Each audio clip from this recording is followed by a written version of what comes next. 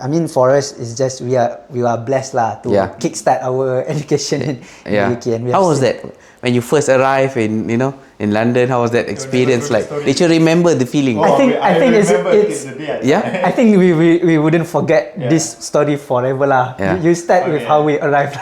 So our flight was in the morning from Malaysia going to the UK. So it was September 2022. So it's like a 12-hour flight. 13-hour flight, Malaysia to Heathrow. So we sampai London around noon, I think, just about afternoon. And then dekat immigration tu, there was a lot of people on that day. So we were like stuck there for 4 to 5 hours. Right, sudah penat dah. So memang after immigration, we met with the JPA punya pegawai. And then we go to our respective houses lah. So apparently in London especially, there's like one landlord who's like really familiar with Malaysian students. Their house memang penat lah gila. I mean, we were being gentlemen lah in this place. I was like 20 kilos of luggage, carrying up the stairs. Because imagine you have been, on the flight for 13 hours. That's already memang tiring lah. Because we are not in a business class obviously. So economy class is a very tiring journey. Long haul flight. And then we were stuck at the immigration for 5 hours. I don't know for what reason that day immigration was very bad. So 5 hours there already. And then there are few of our our female friends that we need to cater for their accommodation first, and us being the only guys in that in the area, so we were last, so we helped them to settle up their stuff, and then after almost 20 hours of and then settling down, 10 UK time, but when we first arrived, I think all those time frame don't really matter. You just too tired lah. You just want to sleep, right? And then the landlord sembang lah. He talked so much, and I was like, damn, when you gonna go home? Had we known that the condition would be like that, we would already be a bit more prepared. Lah, in terms of preparing ourselves with the food connection, everything. We arrived there with no phone connections, with no UK SIM cards and everything. The times were like 17 degrees. Just like in our blazers kind of. I mean, in Malaysia, it was your first time in London? It was my first time. It was my second time. Okay, so you know what to expect a little bit. Familiar with the weather there. But still cool lah. And then we were so tired, we just slept on the mattress. The mattress still covered in plastic. We just letakkan blanket, tidur je. And it was so cold. And then the funniest part is the next morning. Tak ada line. So we're like, how do we call our parents and stuff? So we just our house is in the High Street Kensington. So we walk like 10 minutes, go to find H&M. So H&M, check Wi-Fi, and then we stay there until like an hour. No support, nobody was there to support you. So I was thinking there would be some kind of hi, welcome to the UK. Nothing. Part of, but you were alone. You arrive there, you figure out yourself. But I think that's also the big point of the benefit of studying abroad in the long run. You, in the end of all your struggles or of all your hardships that you face, right, in the end it comes to a point that how you figure out stuff, that's the most important thing. So you become very self-independent. You learn that all problems actually have solutions. That's and I think also the self-initiative to actually find a way. I think this is something if you rely on someone, then definitely you're gonna die there. You could depend on your pegawai JPA to bagi card, SIM card or something, but How was the feeling when you started your university, at UCL or even at King's College? I think after the second day, I arrived there, I went to the campus to check out lah. The campus kan macam. Did you have any expectations before you? I do have a big expectations lah, because people say you are studying in the top 10 university in the world.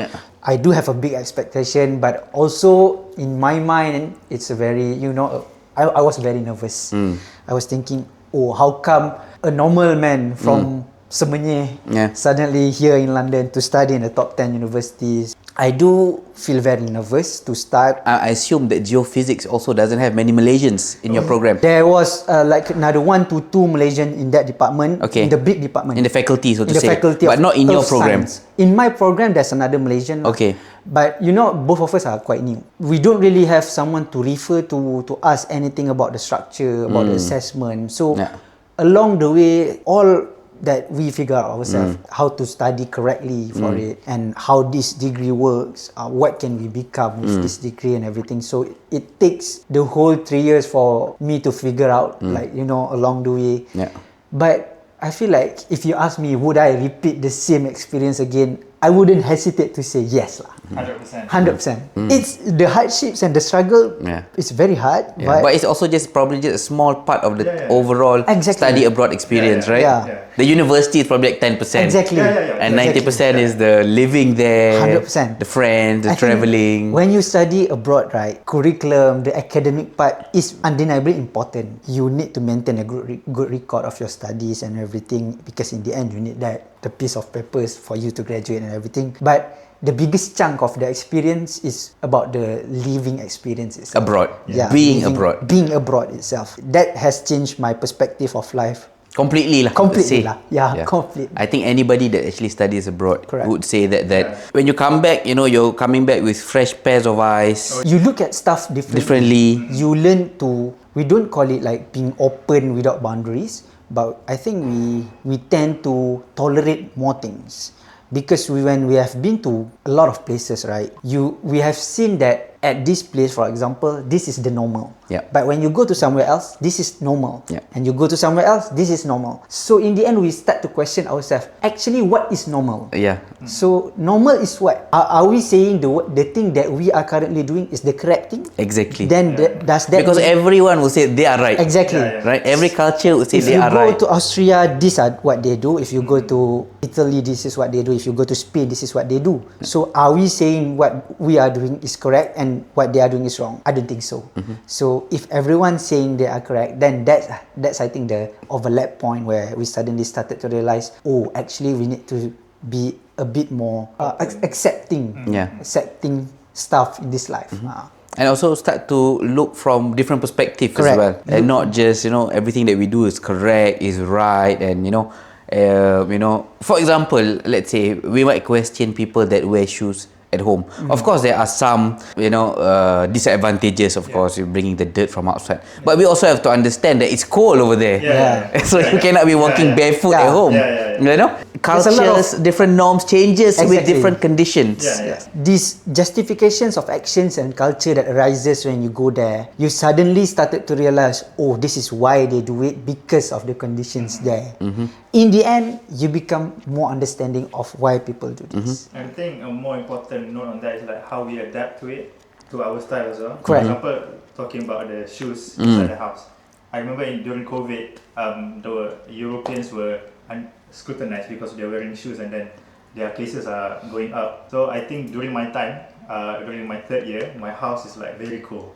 So what we do is we didn't bring our outside shoes in, so we just bought some slippers because the House floor shoes. was so cool. Yeah. Yeah, so I think that's how we like, you know, we accept that, you know, this is like, we can't live like we used to. Yeah, barefoot in Malaysia. Yeah, you're gonna get sick. Exactly. Yeah, we adapt and then we just like kind of find the middle ground there. And I think like the most important thing also, that like the message behind all those experience that we face, right, is when we have seen a lot of things, that doesn't necessarily mean we need to change our style. That doesn't necessarily mean we have seen how they do it, we have been open on why they do stuff, but that doesn't mean we should follow that style. For example, us as a Malay Muslim, we have our culture, we have our religion, we have our own views of how we view the world and how we practice stuff. But we also become more accepting. Okay, you do your style because you think that's the best, but we have our own style and cultures Principles that lah, we have our own principles in ourselves that we have instilled before, and we're going to keep on practicing because we believe this is the best for us.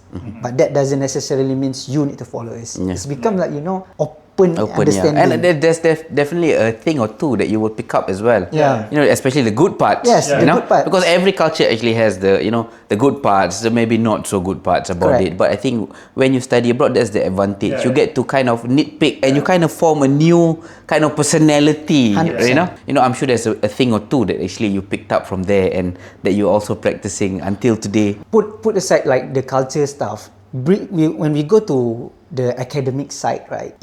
I think it's quite a bit more obvious in the, lecture class style or everything. We have seen a big gap in terms of the Western people and the Asian people in terms of How they study. how they presented themselves in the class.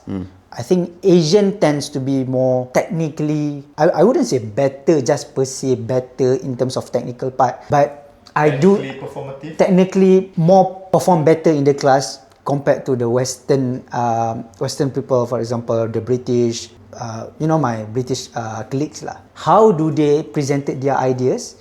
I do think as a Easterner and also as a Malaysian, we should learn how they portray their ideas because they do make it better. Even if the ideas that we have is better, it's how they portray their idea and how they convince their idea. Sometimes they understand more the topics than us. The final outcome of Correct, it as well. the final outcomes. Yeah. You can have a lot of good ideas, but if you don't know how to portray your idea How to execute it. on the best way to to get the message right, then in the end the ideas would be kind of useless. It's just gonna stay there. People wouldn't get benefits from your ideas. And that's, I think, one of the biggest cherry pick lessons that I've taken from them, how they presented the ideas. Yeah. In Malaysia, if you go, kampung-kampung, you pack the food in daun pisang. Okay. Right? Yeah. And for us, because it was widely accessible, daun pisang. Yep. And I mean, back then we didn't have plastics and stuff like this. But that's the reason why we did it. And then I was living in the Netherlands. When you go to the supermarket in Netherlands, there's a chain supermarket called Albertine, and you go inside and they started packing things in banana leaves. Okay. Their reasoning of packing the stuff in the banana leaf is the story of that it is, of course, more ecological. It is more sustainable, so to say, than plastic waste, right? So I think this reflects with the story that you mentioned just now as well, right? Because of course we did it, but they have a story and a reason on why this has to be that way, right? So I think the final touches, the small touch points, the final execution, I think we lack in that. Malaysia lack in the final, the small thoughts, the small thoughts, the details, and maybe we see Malaysian making pedestrians. Okay, great, we have pedestrians, we have a cover of to prevent from rain, but right in front of our office here, we have a new pedestrian at KLCC. And they make these boulders to prevent the motorbike from parking on the pedestrian. Right? Which makes it very inconvenient, especially if you have a stroller or a disability has a wheelchair to go through those things. Even as a pedestrian to walk through, it's very difficult. At the side of it, we have a bicycle lane, right? And the bicycle lane has no barriers. So this is again how, now coming back to Malaysia with a fresh perspective, I think Malaysia, we have the idea on how to do it. It looks good on paper, but we miss those tiny thoughts on... Perfect it. Exactly. Yeah. You realize why Malaysia, we do have a lot of technical expertise. We have a lot of technical expertise. Most of the time, a lot of this technical part, we are the champion of it. But why? Still, quite a lot of companies, especially big companies, still need to, take these expatriates, these white people coming in to join us. In the end, telling our Malaysians what to do, while at the same time, we have already experts in this area. Because I think in the end, what our Malaysians still lacks is, like you said, on the final touch of it, on how do we deliver the message correctly to make sure people knows that the ideas can be expanded and can be beneficial. And it's also more thought through. Yeah. It's not just one step. 10 years, 20 years, 30 years, so that we don't have to keep on destroying, rebuilding, or revisiting back the problem again after 5 years. Yeah. And I think this is where also what am I currently looking at in, fostering sustainable development in companies and help company to become more sustainable in terms of developing their sustainability policies and everything. So when we talk about sustainability, it's an end-to-end processes from planning to execution to, in the end, to make it like a circular framework. What you started can again be reused and everything. All your operations and all your products and all your services and everything is sustainable towards the long run. So I think as Malaysians, we do 100% have this technical expertise, but we just need to, if anything that we could improve is how we deliver the final touches. Agree. And what did you study, Akif? I studied biomedical science. Okay. My my team was specifically in immunology, like immune system specifically. So biomedical science is not per se medicine, right? No. It's like for me the thought process of why I took biomedical science was like after SPM I was like, okay, I got physics, chemist A+, bio A. But I love bio more. So it's like I don't like physics. So it's like chemist a bit more than physics, I guess. So it's like what's the middle ground? So it's like biomedical science, because for me at that time I was like not really sure where my pathway is specifically going to be. But I know it's like in the bio highway. Yeah. Like a big vein. What are the prospects of biomedical science? So biomedical science is like quite a Broad term, right? Yeah, broad term. You can go into food science. You can so go my into friend, there's some going to nutrition, some going to neurology, some going to anatomy as well. So it's like kind of like you masuk tol, and then you have like many lanes open, but the whole lane is yours. Right? Do you work in a hospital usually? Yeah, currently I'm working in IJN, Okay. Institute Jantung Negara. And what do you do with a So right now, biomedical background? For biomedical science, much more to lab. Okay. But currently what I'm working with is like much more to hospital operations. Okay. Yeah, but I'm rotating between departments. It's the graduate program. So I'll be going to research as well as lab. Predominantly for biomedical science, you're much more looking yourself working in a lab. But you're not really stuck to it. What do you need in order to be very successful in biomedical science? What differentiates like from the UK biomedical science in Malaysia, it's not the syllabus. It's just like the way that for us in Kings, I can say for Kings especially, like you can learn the syllabus, but you can't get A with only knowing the syllabus. You need to do independent research, study. You need extra research. So in Kings, because it's quite a strong research-based University.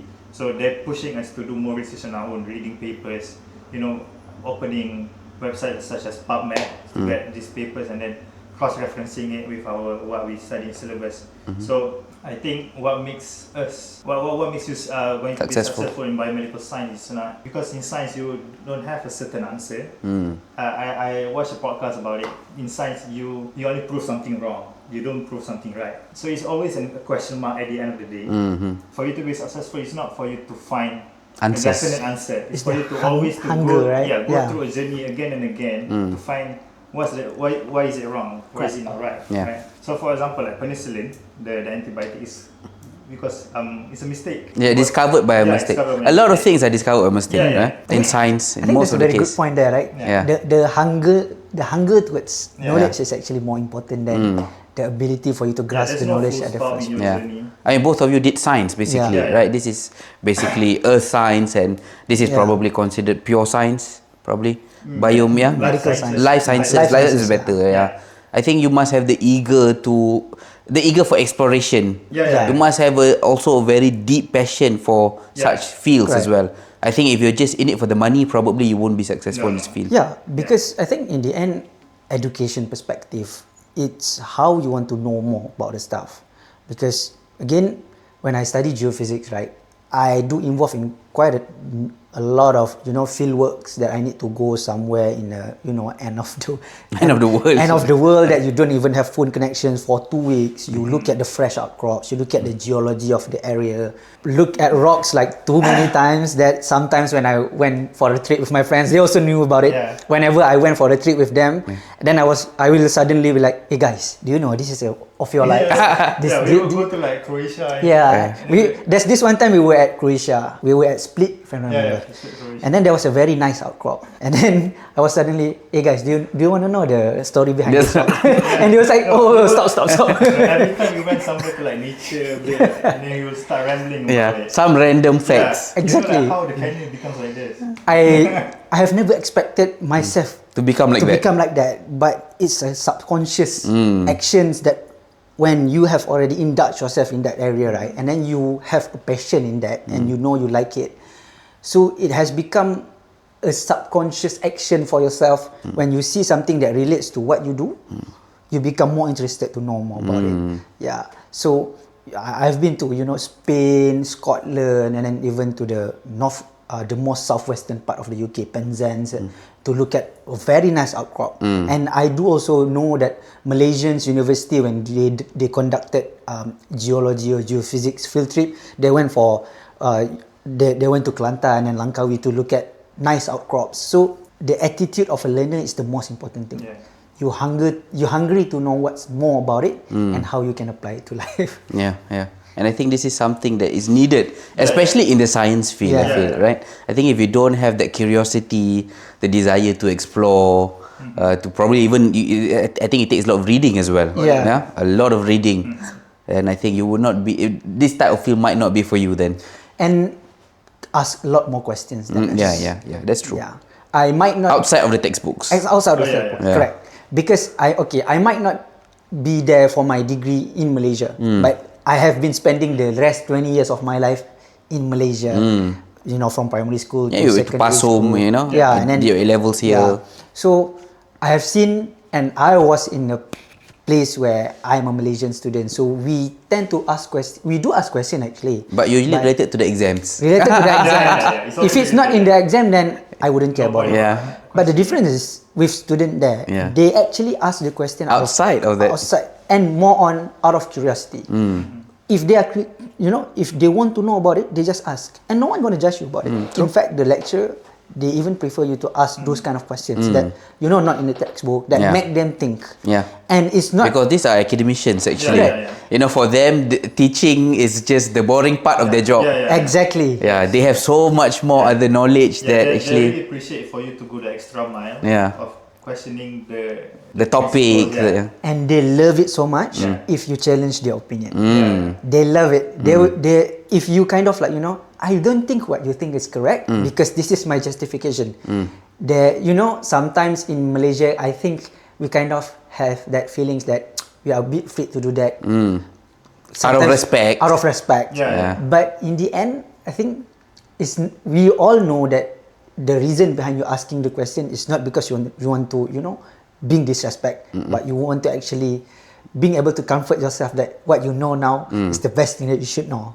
So with the professors there, the lecturers, they sometimes like, who's in this class disagree with my opinion. Then if you don't agree with me, then come forward, tell me why you don't agree. So I think it's a very good learning kind of like environment as well. I guess it's something different when you, compared to studying in Malaysia. I guess the openness in the classroom. Correct. It's also learning outside of the textbooks. This is something that you get when you study abroad. It takes a lot more to get an A or to score than just understand the syllabus. If you understand the syllabus, then you can probably get up to B plus, B plus equivalent. To get an A or even like a high grade for A, you should really expert of the topic. Put something that not in the syllabus that no one else read about it and you read about it. So it's very interesting. I mean, and both of you went to very good universities as well. I mean, King's College, UCL. And what was the best part about your overall study experience in the UK specifically? I think we can separate it into like academics and living there. So academics wise, I think doing my dissertation at the time, I think supervisors, I don't know how the supervisors here in Malaysia, but my supervisor there was like really chill. She's like, okay, you do this, and then like, it's not like spoon feeding, but she kind of give you a guide, and then like, we kind of like going catch up every once in a while. And then like, I think the most important part of that is doing your own research. At that time there was like AI already, but during that time I was like a bit more hallucinate than currently. So I think doing a due diligence of checking your papers there is where the work is effort and really matters there. You can actually understand the topic thoroughly. Because if you look at the stuff from just the surface, because in the end there will reach a point that there are some unanswered questions. Yes. That's where your thinking starts. I think that's a part of process of doing research actually. You go through all the different dissertations and literatures to get other people's findings, and then you actually start doing your own finding, and you might come into a dead end as well sometimes. And for me, for the flexibility in King's is like you can choose a bunch of modules not related to your core modules. So for me, I took nutrition and forensics as well. Okay. So when you have kind of a bit diverge kind of modules, you kind of have a better view of what you're looking for. For me at the time, I was like quite into the gym, so getting into nutrition is like you connect like genetics and nutrition, how like you can help your family because you share the same genetics, right? How you gonna get them into shape? Because like yes, you're doing your degree for your job, etc. But at the end of the day, you're learning because you're passionate about it, and how can you apply it to your own life? Yeah, and there was a lot of cases that it was like, oh, Akif, since you study biomedical science and you know you're into this nutritionist stuff, so like me and my friends like, okay, then what do you think about taking this whey protein, taking this creatine? Because like we have a friend group, so like one doing data analysis. He can become like the source of reference at least the first level. I'm like the doctor of the group. He's like the rock guy. You guys are like from the Big Bang Theory. Yeah, so we have like a circle of friends that studies a lot of different field, we have computer scientists, we have data scientists, and we have nutritionists, we have biomedical science, geophysicists. So when we sit down together, we went somewhere. There's always something to discuss, that interests one of us, and to be discussed in the friend group. So so very interesting. So very interesting. What about living in the UK? I mean, living in the UK. What's the best part? I mean, first of all, of course, traveling because it's like really cheap. I think he went to Milan for like £18. Is it? There's one time I was Ryanair or Flixbus. Ryanair. Okay. And there's like 1 year I went within like the second year I went to like 10 countries in that 1 year, watching Olympics and all. But living in the UK especially, I think I have my share of living overseas because my primary school was in Australia. Okay. Yeah, but just for a while. And then like I can see like how the difference in the way that we live here in Malaysia and the way we Westerners live. I would say like the most prominent thing for me was like they're much more trustworthy. For example, in Australia you can just put your gas and then you pay later. So if you wanna run, I mean in Malaysia of course gonna tinggal lah. We are they're much more ahead of us in that. They try to establish trust in the community. What is it that you didn't like about studying in the UK? The stabbing. There is a risk. There is a risk. I mean, you'll never know. There is a huge safety concern right now in the UK. There's an incident near my house. It was I think Raya last year. So that one. So me and my friend we were going to open house, going to the tube station is like 8 minutes walk. But we decided to go to the park first. And then when we went to the tube station, there was a stabbing case. Right, so they closed off the whole area, so we need to tawaf to see tawaf. So when we watched the news at that night, it was like he went right away, not went to the park. We would have been involved in the incident. And it was like a huge memorial there until it was like April until August. The memorial is still there. And is this specific to London only or actually, other parts of UK as well? Criminal cases has been rising quite fast in the UK, but London has seen rapidly because stabbing, stabbings, and then phone theft, in the tube. It's very common in the UK that while you are playing your phone, right, and then suddenly someone in their e-bike just snatch your phone. Is very like common. So I think that's where like we as a community need to stay together. When we have watch out. Our friends, the female friends, just send them home. Such a shame, huh? Such a shame that so-called a first world country, but still suffers from this problem in terms of safety and everything. Probably from immigration. Correct. They have always blamed the immigrants for doing this, but statistics shown, we talk facts, right? Statistics. I mean, we see ourselves. Statistics shown that a lot of criminal cases also was from their side, and they couldn't deny it because it's a fact. It's a stat. And do you think this has something to do with the rising living costs in the UK? Correct, 100%. I do think that it has some kind of like correlations because of the higher taxes when you you start to work there. The taxes is insanely high, and also post Brexit, right? A lot of these groceries prices and everything, fuel prices has been spiking up insanely high. So people starting to realize that the jobs that they are currently doing couldn't support the prices, especially to live in London. So some people just take the shortcut. It's not like you can blame on one factor. Yeah, I see, there yeah, of course, is of a lot course. of I mean, combinations. community is a big factor as well. Because it's like, okay, if you're down southwest, you're good. Southeast, Yeah. it's a bit dangerous there. Yeah, and I think to put it in a context, I still think Malaysia in general is still much safer Yeah. Yeah, I agree. yeah, than there. definitely. We are yeah. more at peace than there. Yeah. That's the thing lah. How much is the cost of living there? I mean, you guys are living in city centre London. The most important thing to address is the housing crisis. Yeah, the housing is crazy.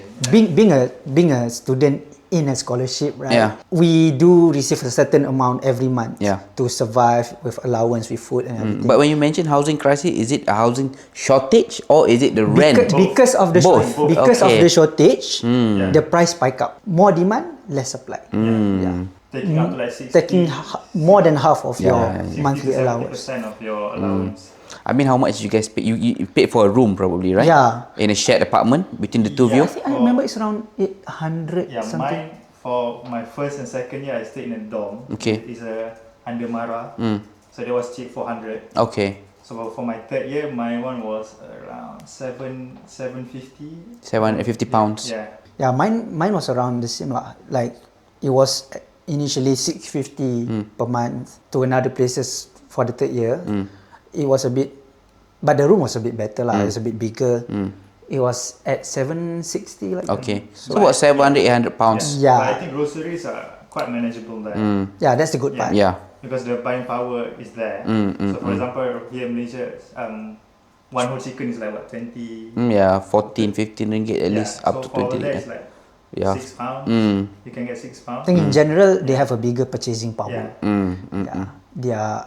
Their ratio to the value of money to what you can get Yeah, is yeah. much bigger than what Yeah, you can get here. of course. So that's at least give us some kind of Some comfort lah. breathing space. Yeah, that give us some kind of comfort in terms of we have spent quite a lot of. Yeah. Expensive one is transport. Yeah, the second most important Is thing to transport. highlight is Because transportation. you can get anywhere with the tube. So the tube is like kind of the main Yeah. The train lah. transport there. Yeah. So it's like per month? Or it's kind of a reload thing? Yeah, per you month. can do like pay on the go. Yeah. Or you can do pay per month. So I usually It's take cheaper to take per month lah, like the travel card. Right? How much is it? First year 104 and Ooh, 109. and it increases then, almost every year. Every year increase like £5. So during the 100 year it's pounds. like £114. So it depends on the zone. So for me, zone 1, zone 2, £114 in third year. So if you want to go further, you're going to increase it lah. Yeah. In Germany, if you go to the university, I mean the universities are free, Yeah. tuition free. But when every semester you pay what's called a semester beitrag, which comes with a public transport ticket. So you pay around like €50 per, 50 to €300 per semester That's for like so 6 nice. months. It's the Brexit. Yeah, I think this is pretty much the Brexit reason lah. Yeah. It's very expensive, you know. Sometimes to put €100 into a context. month. Yeah. And Germany 6 months, it's like what you pay like €20 a month. Yeah. You know, It's very insane. expensive. And in the end, I opted to use my bicycle, and it's I mean It's the cheapest and fastest. it's cheapest, and I would say But there's a sometimes- risk of getting stolen. Yes, Because it's exactly. a bicycle. I do have That's a different I do case. have Yeah. experience. My bike got stolen. So I mean, and you can lock it, you can do everything, and they still find a way. but suddenly my bike was stolen, and then I did ask the security guard to look at the footage.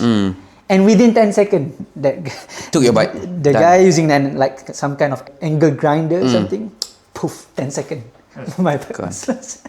Talking Insane. about stolen things, my house got robbed as well. Yeah, his whole house got robbed. Yeah. A lot Did you lose a branded lot of watches. Oh, my God. friend lost a lot of watches. Yeah, but so- fortunately, they didn't take any electronics. But the watches are expensive. Yeah. So this, But you it's know, a real- safety concern lah. Yeah. Safety concern is a big risk on. It's a big I worry. mean, during first year, There's a lot of. She's living in the second floor. She got robbed as well. And this is broad daylight. This is no broad daylight, and people see it but cannot do My anything kid- about Yeah. it. So how much would you spend in a month to study in the UK? Let's Rent- put Average, yeah. Rent would be like 700. Right now 7. Yeah, utilities maybe Transportation. another 40. Okay. And then transportation for me it's not much because I do use my bike quite a lot. But if you take a let's say, Yeah. So let's say 100. about 840 together with the thing, and how much for food? Insurance you pay before you go there. Okay. Yeah. For the whole time. For the whole Oh, how much is that? 12,000 ringgit. 12,000 For 3 years. for 3 years. Oh, 4,000 ringgit a year. Yeah. Okay. That includes all NHS. your medical and NHS process and everything lah. And then groceries, I'm looking at 50 pounds? 200, 200 pounds. 200 because I do eat quite a lot. And Yeah, most of the time for I guys, Yeah. 200 is So about 1,200 pounds so at least. Yeah. I managed to keep another part of it for travel and my savings lah. So Still okay lah. 1,200, 1,300 pounds. Yeah. So about 6,000 ringgit, so to say. Yeah. 6,000 plus ringgit a month gets you pretty comfortable. Yeah. To study. Yeah. It's a livable state of life lah. Yeah. But a lot of if you go outside London, it's going to be much cheaper. Of course. a Yeah. lot of students also opt to do part time to fund our leisure side. What kind of part-time During jobs? I work as a barista for quite a long time. Okay. I make coffees in cafes, and that's a nice thing because cafes in the UK are something like very. I think in Malaysia also. Before this is not so much. Yeah, but now slowly recently coming up. It's become a very trend. Yeah, trending it's a stuff. culture thing now. But in the UK, it has been like a long. Yeah. As a barista, right? Yeah. Even working as a barista, it has improved my PR skills quite a lot. Because communication skills. people there tends to talk a lot, like have this small chit chat while you're making coffee. Just like, hello, how's your day? How's the coffee today? How's the shop? Is there a lot of people coming? What do you have for this seasonal drinks? How long have you been working here? Are you students? So this kind of conversation at the same times unconsciously make you feel more comfortable of communicating with people. Get off the bus and then it was like thank you and it was like welcome. So it's a very nice environment.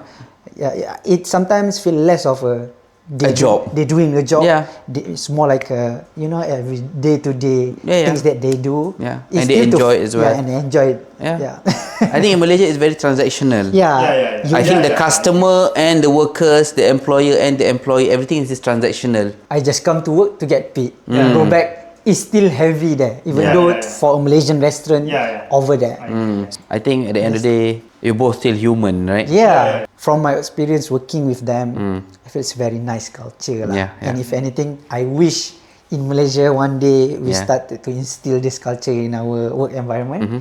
Yeah. Now that you're working in MNC at EY, do you experience that? Or it's still a Malaysian culture? Oh, actually, in EY, because it's a very, global operations, right? Hundreds of branches across the world. So, in the end, it still follows the rules and regulations set by the global code of conduct. So, in terms of the working culture, I think there's nothing that goes beyond the rules and everything. My workplace, we instill a very flexible working time. I don't have to be in the office every day. On time. I can just be in office whenever I want or when there are very important meetings. But then it also means that sometimes late at the night, I still need to, cater with my works and everything. It's very different than over there lah. So once your work shifts over, even the managers, you can't contact them. Your manager's asking you, why are you still here? I want you to go now. I Enjoy think your they life. draw a very clear line between working and living. Yes, I know? correct. I had a fever that time, but I still come to work. And then my manager saw me, like, not in a well state, like. And then she was like, okay, today on your shift, you just sit on the side, you take all your medications and everything. Once your shift finish, you go back. So I don't have to do a single work on the day. I was a bit surprised. I was like, whoa. Okay. Taking care of your employees' well-being Correct. is very important. Because you want that person to still be working there, have a good experience and stuff like that as well. So what was your best part about studying in the UK or living in the UK? Talking about the travel is of course nice, and also considering my degrees in geoscience, so I did a lot of travels to to learn Different about countries different countries, looking at the geology and everything, and also working with different set of people across the whole group in my class. So it's all about understanding all the parts that I still bring in my life right now, in terms Still of instill instill practice. in my current life when I'm working. So if we see someone behaving like this, I think it's living abroad makes you question the why in things, right? The why, the why do you do or why do you pondering do everything. this? Questioning the things that how things works. Why are they like this? Why is the culture like this? Correct. When you do the assessment, right, or when you doing your research or dissertations, you feel like your work memang graded according to what you should get. Yeah. You less likely to question the grade that you get. They judge you outside of the exam scope as well. Yes. Yeah. And you are actually really free to explore the topic yourself. And for example, one of my most interesting studies was because I was learning about the sonar and seismography, right? So we were studying about why in a certain period of the year a group of whales does not migrate to this part of the world, this part of oceans. Then with our collaborations with the the marine biologists, we realized that these whales, this pack of whales, they actually they transmit signals, to the big vessels, to big, oil platform and everything. So in a certain time of year when whales are doing the migrations, but they tend to avoid some part of the oceans that has always been the main route for the vessels and everything, because they feel threatened about it. And by looking at the pattern of the sonography, looking at the pattern of the sound wave frequency and everything, we can relate back, and then from there we came up with a study why in a certain part of the year there are no single whales pass through this passage. Yeah, and I think another example of one of my most interesting studies was there was a Taylor Swift concert in London in O2 Arena. Yes. No, Wembley Stadium. So there was a Taylor Swift concert in Wembley Stadium. As a geophysicist, we do seismic studies quite a lot in terms of the ground tremor and then the signals. Our group, we installed few seismography machines around the stadiums, and then throughout the concert, we observed the signal on which Taylor Swift song the signal spiked the most. Yeah, and based on our studies, we concluded there's this one song, I can't remember because I'm not really a Swifties lah. It's okay. No judgment. Maybe who knows about Taylor Swift song, and they can. So the two most interesting discoveries from that studies was we actually realized the tremor of the ground movement from the audience are exactly the same as the melody of the song. Oh. So when Taylor Swift, start to pitch things up, so the audience also start to. So it tallies. It resonates with it the resonates melody. with the song frequency on the ground tremor. And second, we deduced that there's particular one song that spike up the ground tremor really high, and we want to know the reason behind it. So we do ask some of the audience why specifically this song you think that you hype the most, and this the respondent said, because there's one part of this song that Taylor Swift was kind of like and then the whole arena was jumping. So that explained the biggest spike. So I think you're not just studying geophysics because the geophysics itself, it can be.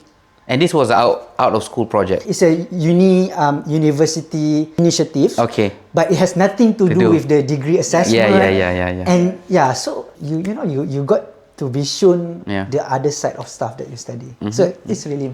That is one of the best part of the academic side of studying. It's really nice. And to conclude the end of this podcast as well, would you recommend? I would say if you ever got the chance to study abroad, go for it. Because you got to see and you got to learn things that you don't even expect to see. It's a life-changing moment. Yeah. You're definitely going to come back changed. A lot of things that you will learn outside of the classroom. Worth mentioning that the supports that we get that we got throughout our preparation times and when we were there, our scholarship body, the Malaysian government, because we both are Malaysian government sponsored student. So I mean, all these things wouldn't happen if not, if you don't get the sponsorship from Malaysian government. So it's worth acknowledging that support lah. Yeah. But 100% recommended. Well, thank you so much for joining the podcast. Thank you so much. And if you have any thoughts, or if you have studied abroad, or if planning to, leave it down in the comment, and see you in the next podcast. And don't forget to subscribe.